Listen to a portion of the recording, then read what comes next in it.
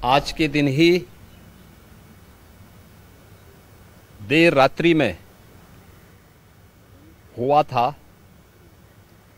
जब कांग्रेस की तत्कालीन सरकार ने भारत के संविधान का गला घोंटते हुए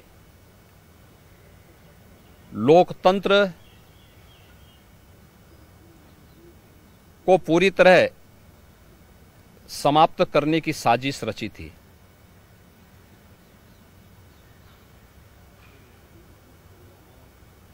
पच्चीस जून 1975 रात के अंधेरे में श्रीमती इंदिरा गांधी जी के नेतृत्व में कांग्रेस की सरकार ने कैसे भारत के लोकतंत्र को नष्ट करने का प्रयास किया था। उस समय के सभी विपक्षी दलों के नेताओं को, उसमें से अटल बिहारी वाजपेयी जी, से मोरारजी देसाई जी, से जयप्रकाश नारायण जी, से लाल कृष्ण आडवाणी जी और विपक्ष के सभी नेताओं को बंद करके लोकतंत्र के गले को पूरी तरह घोंटने का प्रयास किया था। आज जब 50 वर्ष के उपरांत हम इमरजेंसी की उन यादों को स्मरण करते हैं तो स्वाभाविक रूप से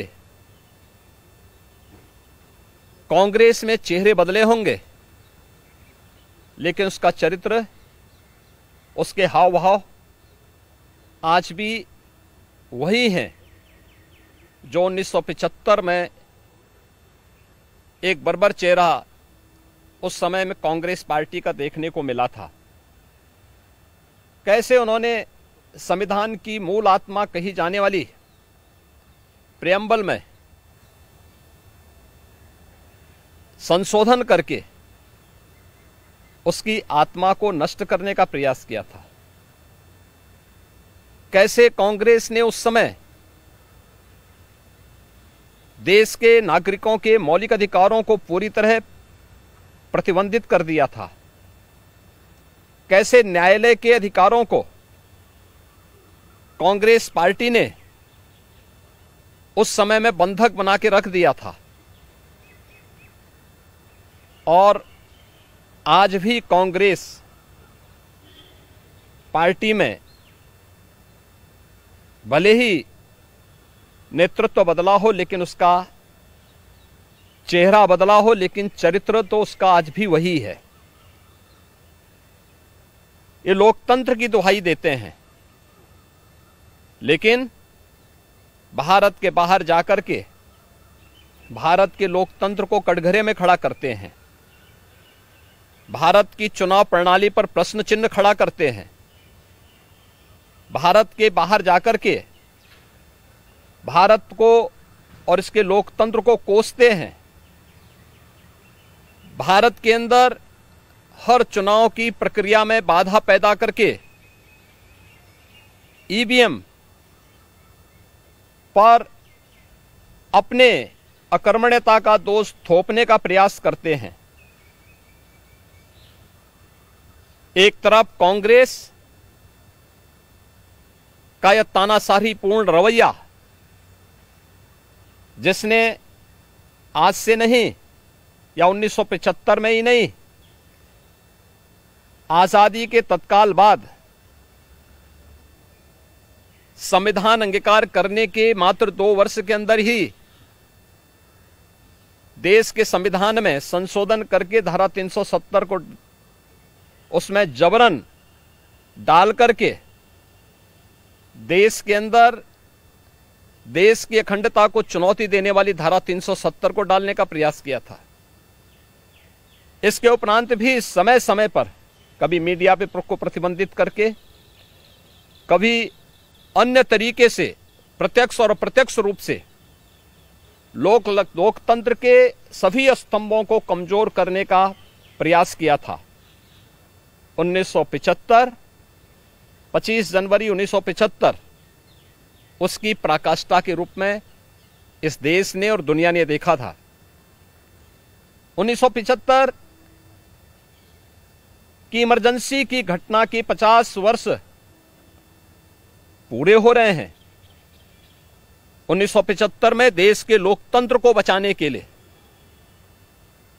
संविधान को फिर से बहाल करने के लिए, नागरिक अधिकारों की रक्षा करने के लिए जिन लोगों ने जेल की यातनाओं को सहा था, जिन लोगों ने उस कालखंड में लोकतंत्र के लिए अपना सर्वस्व न्यौछावर करने का कार्य किया था, हमें आश्चर्य होता है कि उनकी वर्तमान पीढ़ी उसी कांग्रेस की गोद में बैठ करके देश को फिर से कांग्रेस की तानाशाही और लोकतंत्र विरोधी, संविधान विरोधी तंग दायरे की ओर धकेलने का कुत्सित प्रयास कर रही है। कांग्रेस आज भी उसी रास्ते पर चल रही है और उसी का परिणाम है। जहां भी कांग्रेस नेतृत्व की सरकारें हैं, उनका रवैया, उनके कार्यप्रणाली, उनके द्वारा किए जाने वाले कृत्य इस बात के उदाहरण प्रस्तुत करते हैं। उनके जो सहयोगी हैं, बंगाल में टीएमसी है, केरल के उनके सहयोगी हैं, या तमिलनाडु के उनके सहयोगी हैं, या कांग्रेस नेतृत्व की सरकारें जहां कार्य कर रही हैं, उनकी कार्य पद्धति को आप देखें।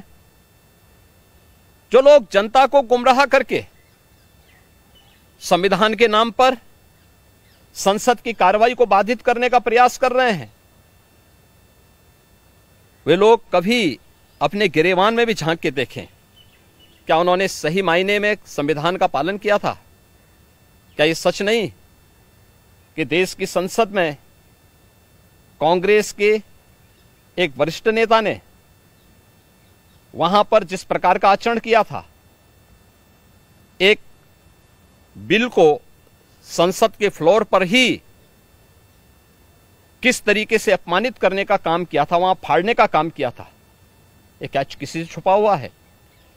या अन्य अनेक ऐसे कृत्य जिसने लोकतंत्र को कमजोर किया है और लगातार देश के लोकतंत्र को कमजोर कर रही है, ये सभी कांग्रेस के वे कृत्य हैं जिसके लिए कांग्रेस को यह देश कभी माफ नहीं करेगा। कांग्रेस पार्टी को और कांग्रेस की इस तानाशाही में प्रत्यक्ष और अप्रत्यक्ष रूप से सहभागी बने उन सभी राजनीतिक दलों को भी जिन्होंने